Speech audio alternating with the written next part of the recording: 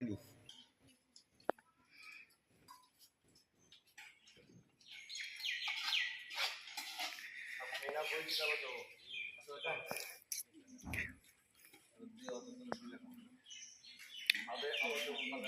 লাল গেঞ্জিওয়ালা ওটা হচ্ছে আমাদের মসজিদের সেক্রেটারি। আর ওই যে একটা কালো মতো গেঞ্জি গায়ে আছে ওই মসজিদের ধর্তাকর্তা। হ্যাঁ, হেড অফ দ্য ডিপার্টমেন্ট। সই দেখে পাচ্ছি, সই লম্বা করে প্যান্ট পরে পিছনের দিকে মুখ ওই আমাদের ক্যাশিয়ার ভাত তুলছে।